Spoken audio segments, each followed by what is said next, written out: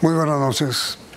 Pues usted cumplió su palabra, me impresiona porque el viernes pasado cuando lo entrevisté y le pedí que me aceptara la entrevista de hoy, usted me dijo, se lo prometo. Gane o pierda, aquí estaré. Y ganamos. Así es, ganaron. Pero mire, ganaron, pero un sabor agrodulce le queda a todos los petristas, ¿no es cierto? Digamos que la gente quería ganar en primera vuelta. Sí. Y digamos que por confiarse en eso, mucha gente que quería votar por nosotros se quedó en su casita. Sobre todo jóvenes. Pero usted hubiera preferido a Fico para la segunda vuelta o a Hernández. Mira, haciendo ya el cálculo después, Sí. que eso es muy fácil. Cuando miras los mapas, dónde ganó Federico, dónde ganó Rodolfo, dónde gané yo, encuentras que Federico pues gana en su departamento. Yo tengo el mapa, ¿sabe? Sí, podríamos verlo. Miremos el mapa sobre cómo quedó finalmente, ahí está. Bien, entonces cuando miras ese mapa, la naranja soy yo. La naranja es usted. La naranja mecánica. El amarillo es... El púrpura es Federico y el amarillo Rodolfo. Federico es cuando Antioquia. comparas, incluso lo he hecho por municipios, con la votación del no y del sí aquella vez del plebiscito por la paz. Te coincide. Es decir, el amarillo es donde ganó el no, incluido Antioquia. Y donde yo gano es donde ganó el sí. Entonces, eso tiene una importancia. Quiere decir que el electorado que fue mayoritario por el no, votó por Rodolfo. Eso se llama uribismo duro. Más Antioquia, que es el único departamento que por el liderazgo de Federico gana es Federico, que también ganó el no. Donde votan por el sí, ganó yo. El Caribe, las dos costas y Bogotá. Pero perdóname una cosa, doctor Petro, mire. Si Álvaro Uribe fue para la opinión pública, por lo menos en su primer gobierno, el gran salvador de la patria, Sí. ¿por qué razón hoy ser uribista es un karma? Porque depende de dónde se hagan las encuestas. Si se hacen... ¿Qué creo yo que pasó? Hubo como una especie de división. Entonces el voto uribista se fue con Rodolfo, lo vio como parecido a Uribe, llamémoslo así. Aparentemente. Sí, aparentemente parecido a Uribe. Y Fico se quedó, fue con las maquinarias que organizó Duque, que era el Partido Conservador, se llevó el Partido Liberal, pedazos de Cambio Radical, Char, bueno, todos estos grupos, y su liderazgo propio en Antioquia. Entonces, eso es lo que fue Federico, 5 millones. No, pero mi pregunta es ¿por qué el país, no el país, un sector de la opinión le volteó la espalda al presidente Uribe, que en un momento dado fue el salvador de esta nación, tanto pues que fue reelegido? Porque ese país se dio cuenta que esa salvación fue con 6.402 jovencitos muertos por balas oficiales, que la seguridad no fue tal. Ahora, sin embargo, no significa que se acabaron. Ahí se expresaron. Lo que pasa es que Federico, creyendo que Uribe le iba a quitar votos, trató de aislarse, digamos, de Uribe, pero físicamente, porque él es de Uribe. Y el otro, sin decirlo, con su talante, te doy en la cara no sé qué, sí sé cuándo, pues le pareció a la base uribista que era el hombre que podía reemplazar a Uribe y votó por él. Pero mire, doctor Petro, no hay ninguna duda de que Álvaro Uribe en su primera presidencia fue un gran caudillo, y es un gran caudillo nacional, eso no lo discute nadie.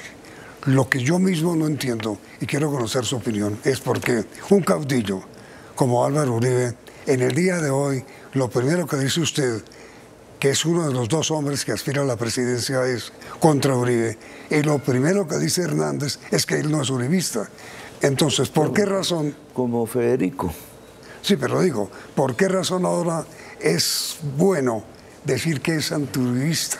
Si es que Uribe salvó a esta nación en su momento. Porque la salvó y la hundió. Digamos, si usted mira desde la perspectiva de la FARC, entonces sí, claro, digamos, frenó a la FARC. No digamos que la destruyó, porque al final fue Santos quien destruyó la FARC, pero frenó, y en ese momento la mayoría de la sociedad de ese entonces pues veía eso como una salvación por las circunstancias que se vivían, que eran reales. Pero al cabo de los años, ya sin FARC real, sin FARC guerrillera, entonces aparecen los problemas del país, que estaban, no era que no estuvieran, estaban, pero como por debajo de la mesa. Ahora están por encima. ¿Qué hay por encima? El hambre. ¿Qué hay por encima? La desesperanza juvenil. ¿Qué hay por encima? La pobreza, la desigualdad. Eso es lo que está por encima. Ahora, mire, entonces... Ya estalló, hace un año ya estalló. Le preguntaba esto le preguntaba eso por lo siguiente. Gustavo Petro obtuvo 8,5 millones sí. de votos, lo que jamás, desde la Constitución del 91, en una primera vuelta nadie había obtenido. Eso es así. Pero, como en la segunda vuelta Gustavo tuvo más o menos eso, 8 y pico millones de votos. Lo que he oído que la opinión pública dice es: ¿de dónde saca Gustavo Petro más votos para esta segunda vuelta, si parecería agotado con sus 8,5 millones? Mira, primero, de los que querían votar por mí, no votaron. ¿Por qué razón no votaron? Porque creyeron que ya ganábamos, que eso ya era, digamos así, resuelto por problemas de transporte. Por abstención, mejor dicho. No votaron porque creyeron que ya la victoria estaba. ¿En primera vuelta? Sí. También una estrategia de no dejar que fluyera el transporte en las zonas que sabían que eran de mayoría mía. Ahí hubo un problema central que tiene que ver ya con estas maneras de hacer campaña en Colombia. No hubo transporte. En tercer lugar, en algunas partes, violencia. Pero en total, según los análisis que hemos hecho de Big Data, un 20% del electorado nuestro se quedó quieto, sobre todo juvenil. Se quedó quieto, pensando que la victoria ya estaba cantada. Eso obviamente tiene consecuencias, pero ahí están. También hay una parte del electorado que dijo: preferimos a Rodolfo que a Federico, porque Federico es el uribista. Entonces vamos a ayudar a que el no uribista suba. Los datos muestran que el voto uribista era con Rodolfo, no con Federico. Digamos, y hay un sector del electorado no despreciable, más o menos 1.200.000 votos, que no votó ni por mí, ni por Federico, ni por Rodolfo, y que están ahí. Entonces, si usted suma todo eso, pero existe la posibilidad, ¿no? Yo sé que uno aquí no puede, como un mago, decir va a pasar, sino existe una alta probabilidad de conseguir 1,5 millones de votos más, que es lo que necesitamos. Nosotros, digamos, con 1,5 millones de votos más, ganamos la presidencia. Ahora, mire, el señor Rodolfo hoy necesita 4 millones de votos más. Quizás poco más, a él le queda más difícil. Hay un poco de gente que se ha puesto muy fácilmente a sumar matemáticas como si las elecciones fuesen así de fáciles. Que entonces se suma este con este y ya, ganó. Eso lo hicieron algunos en el primer día. Eso no es así. Las elecciones no son así. Arrancó de nuevo. Él tiene el esfuerzo de conseguirse 4 millones más y conservar los que tiene. Yo tengo la necesidad de conservar lo que conseguí y conseguirme 1,5 millones más. Ahora mire, doctor Petro, después de comerciales, respóndame esa pregunta: ¿por qué en algunos sectores importantes de opinión usted mete tanto miedo después de comerciales?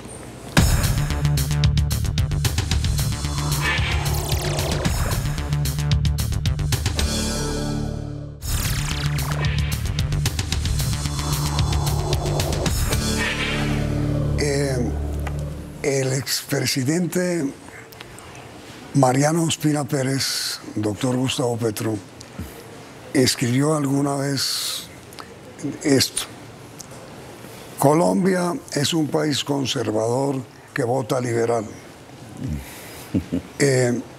Yo le pregunto a usted esto ahora: ¿por qué razón la gente en algunos sectores, advierto, le tiene a usted temor si es elegido presidente? el sector industrial, el sector empresarial, el sector privado, algunos sectores muy conservadores de la nación. Por eso cité la frase de Mariano. De Ospina. ¿Por qué le tienen miedo? ¿Por qué le tienen temor? Sí, fíjate que si estuviéramos en la época de Mariano, hubiéramos tenido que tener muchísimo temor por Mariano. Acuérdese la historia. Yo, digamos, indudablemente represento un cambio, a eso me comprometí, eso soy desde pequeño, digamos. Siempre he querido cambiar, digamos, esta estructura de la sociedad y del Estado colombiano muy desigual, porque ese es el hilo conductor de esta sociedad, de una desigualdad inmensa en el mundo y con unos niveles de pobreza que no es lo mismo, crecientes ahora. A veces disminuye, a veces aumenta. En una sociedad sí me parece que no tiene mucho, digamos, capacidad de volverse una gran nación. Una sociedad desigual no se vuelve una gran nación y va matando es como una especie de autodestrucción. Y yo me he propuesto el cambio, y el cambio a veces da miedo. En general el cambio da miedo y es más fácil conservar lo que hay, en general, en toda organización humana, en cualquier parte del mundo. Hay unos momentos en que una sociedad llega a ciertos episodios de la historia en donde le toca cambiar, se vuelve necesario cambiar. Hoy tenemos una oportunidad, eso no se va a repetir cada año, eso no es como un campeonato de fútbol, eso no es una moda, es un momento específico que llega al cabo de unas décadas. Ya no será para mí si se pasa este momento, ya algún joven hoy de pronto, una joven a lo mejor lo podrá hacer, pero este es un momento para aprovechar. Es un momento en donde la mayoría de la sociedad quiere cambiar.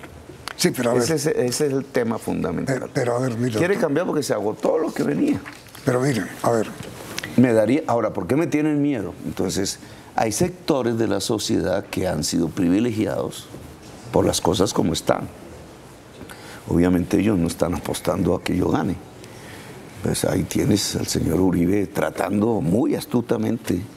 Ese señor es inteligente en estas materias porque va apostando la manera durante estos 7 meses, a pesar de su debilidad política, de ver cómo impide que Petro llegue a la presidencia. Hay sectores de la sociedad engañados, ¿cierto? Hay personas que piensan de verdad que es que les voy a expropiar su casita, que taxistas que creen que les voy a quitar su taxi. Hay personas religiosas que creen que yo voy a prohibir leer la Biblia. Hay personas que creen que, como hablé del cambio climático y todas esas cosas de la transición energética, entonces al otro día no va a haber gasolina para el camión, diésel. Y entonces creen que se van a quedar sin trabajo. Y así se construye, eso con ayuda de la otra campaña, un mundo que empieza a decir no, ¿cierto? Que dice no. Evidentemente el sector privado de Colombia le tiene miedo, eso no se puede negar, porque temen expropiación, porque temen nacionalización. Como usted ha dicho, yo con eso no lo voy a hacer. Hay quienes nos creen a usted mesiánico, ególatra. Como el Mesías. Sí, ególatra, egoísta. Mesiánica es la palabra, mesiánico es la palabra que más oigo de quienes no lo quieren abierto. Sí, sí. Que yo lo he escuchado, que es difícil porque es como si yo fuese el Salvador, sería como en la religión, ¿cierto? Que usted lo cree, no es que lo sea, sino que lo cree. Nosotros hemos estudiado, nosotros es una historia, ¿no? Un colectivo, por eso lo pongo en sí, plural. Pero digo, no es que la gente crea que usted se cree mesiánico, sino que lo llaman a usted mesiánico. Sí, me llaman porque estamos proponiendo soluciones. Es triste. Es triste. Ese es uno de los problemas de las campañas electorales. No esta, muchas. Y es que las campañas electorales son pasiones, que es lo que nos ha llevado al sectarismo y a matarnos. Sí. Y yo siempre las encaro es con razones. Y debo combinar pasiones con razones porque si no me estrello. Razones. Entonces, ¿cómo se quita el déficit fiscal que nos dejó Duque? Pues yo argumento, ¿cierto? No, pues hay que hacer una reforma tributaria que no quiero que sea sobre los pobres, porque entonces aumento la desigualdad, aumento el hambre, carrasquilla, sino sobre los más ricos. Entonces me dicen odio de clases, no sé qué, es que esto le tiene bronca a los... Y los de allá pues obviamente no me quieren porque no quieren pagar impuestos, pero deben pagar impuestos si queremos una sociedad sostenible. Entonces, si yo quisiera mover simplemente pasiones, le digo al pueblo, voy a llevarles la leche a los niños, pero no le digo a los ricos más ricos del país, deben pagar impuestos para poder pagar la leche. Y entonces quedo en un mundo en donde no voy a poderle llevar la leche a los niños porque no le voy a cobrar los impuestos a los más ricos. Y ahí sí estalla la sociedad. Eso es lo más irresponsable y es lo que está pasando. Porque está el hambre aquí, las necesidades aquí y los más ricos apostando a que estalle el país. Porque se soluciona fácil, es lo que yo llamo el pacto histórico. Se soluciona simplemente que paguen los impuestos como paga la clase media alta. Es que ellos pagan menos que la clase media alta colombiana. Hay señores banqueros, discúlpame que me meta, que de sus dividendos, que es lo que sacan de las utilidades de su banco para ellos, pagan menos impuestos porcentualmente que su secretaria en la oficina de su salario. Entonces, ese mundo y eso es la mayor corrupción, esa es la mayor corrupción, que no le está dando a la sociedad lo que la sociedad recibe, porque esos negocios grandes es porque la sociedad lo permite, porque ahí ponen sus ahorros, porque el mundo de la empresa es un mundo de la sociedad también. Entonces, al no pagar los impuestos, va llenándose de eficiencias la parte más débil de la sociedad. 2,5 millones de jóvenes sin colegio, etc. Entonces, va tensionándose y va creando violencias y todo lo que usted vio hace un año. Un pacto social para convivir en paz consiste en que esta parte pague los impuestos que toca de ley y el Estado gaste en esta parte que no es dinero regalado, sino en la educación, en que se nutra el cerebro, en que la mamá sola pueda comprar la leche de sus hijos. Si la sociedad es más rica, las empresas de arriba son más ricas, que es lo que yo creo que no se ha comprendido en Colombia. Ahora, ¿quién puede hacer eso? Pues si es un candidato que lo que vive es arrodillado a los de arriba, pues ni se atreve a plantearlo. Sí, es lo que ha pasado hasta ahora. Si es un candidato con la autoridad de la fuerza del pueblo, que lo elige con la fuerza del pueblo y le dice a los de arriba, hermanos, llegó el momento de pagar los impuestos. Pero mira, y esos impuestos los vamos a dedicar a sostener y a enriquecer la parte más pobre de la sociedad sin regalos, dándole las condiciones para producir riqueza. ¿Sabes cuál es el efecto final? Esto que estoy hablando es lo que hizo Estados Unidos, lo que hizo Francia, lo que hizo Alemania, lo que hizo Inglaterra. Esto que estoy hablando lo hizo Corea del Sur, que es el ejemplo que yo siempre pongo. Las empresas se vuelven más ricas, la sociedad se vuelve más rica y lo que se construye es paz, es convivencia, es el camino de la paz. Pero mire, doctor Petro, uno como periodista ha visto que la mayor desigualdad que hay en Colombia es la propiedad de la tierra. El 10% de la población, y estas son cifras del DANE, sí, es propietaria el 10% del 90% de la tierra. Es decir, la concentración de la riqueza de la tierra, yo creo que ningún país la tiene como Colombia. Esa parecería ser el mayor desequilibrio que hay en el país. En términos de patrimonio, usted lo ha dicho, es así. ¿Y entonces qué hacer ahí? Yo le agregaría un elemento nuevo, la conectividad, que es como la tierra del siglo XX. ¿Pero qué hacer ahí con la propiedad de la tierra? Democratizar, que es una palabra que me prohibieron. Hay métodos, el mundo lo ha hecho, esto no es un problema solo colombiano, el mundo lo hizo. Muchas veces violentamente, sí, otros lo hicieron pacíficamente. Yo he mirado el caso pacífico. Vamos a poner un ejemplo, tienes la altillanura, que es una posibilidad de una gran despensa alimentaria, incluso más allá de nacional, si le cruzáramos el ferrocarril. Y que no es petróleo, la riqueza de ahí es la tierra si se fertiliza, que echarle cal, es un programa público incluso, de tierras baldías. Entonces, allí puedes hacer un experimento. Por ejemplo, grandes capitales agroindustriales que quisieran, incluso nacionales, incluso extranjeros. Bueno, quieres 10.000 hectáreas, 20.000 hectáreas en la altillanura, compra estas hectáreas en el Magdalena Medio, compra estas hectáreas en el Caribe y se las entregamos a los campesinos. Un método. Otro método. No, pero perdona ahí. Sí. Es que tierras baldías, doctor Petro, en Colombia se ha intentado desde los años de Carlos Lleras y su reforma tributaria. Tierras baldías que no sirven para nada, sin riego, sin agua.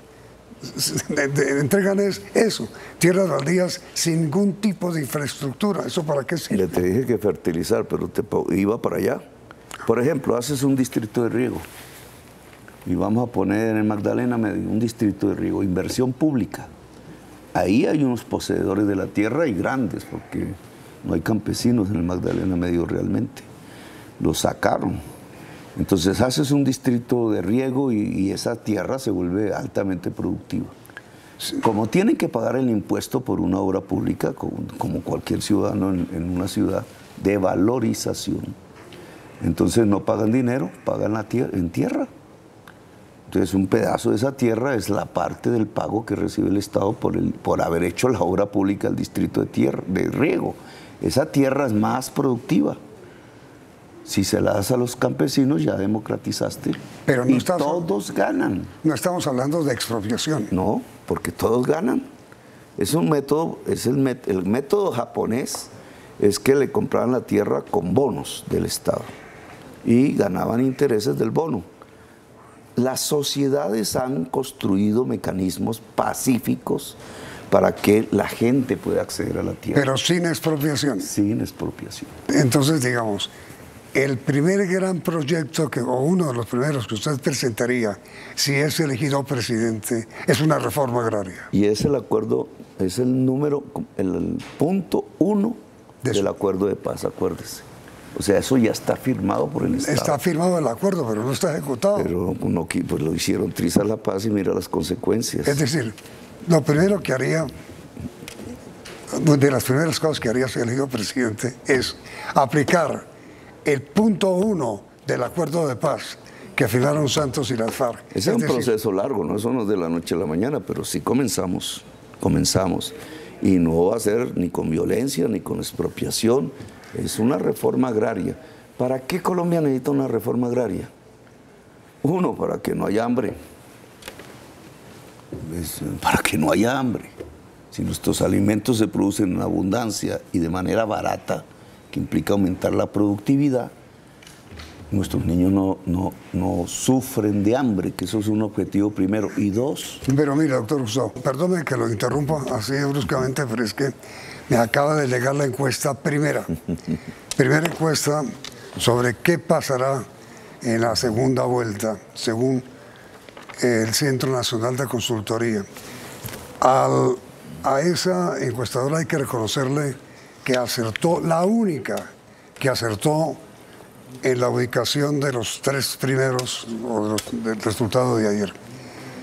Dijo el Centro Nacional de Consultoría en su última medición que no se podía publicar el sábado pasado.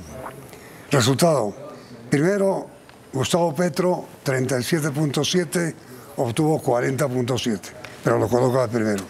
Segundo, Rodolfo Hernández, la única encuestadora que acertó. Segundo, con 28.3 y obtuvo 21, pero fue segunda. Y tercero, dijo el Centro Nacional, Fico con 20.1 y obtuvo 23. Es decir, fue la única encuestadora que acertó en el primero, segundo y tercero, tal cual. Entonces, doctor Gustavo, aquí tengo la primera encuesta para la segunda vuelta. La voy a divulgar en el noticiero enseguida, dentro de un minuto. Le agradezco mucho. Seguimos conversando para transmitir mañana sobre el resultado de esta encuesta. Y a ustedes la sintonía, sigan aquí en Noticentro 1, CM.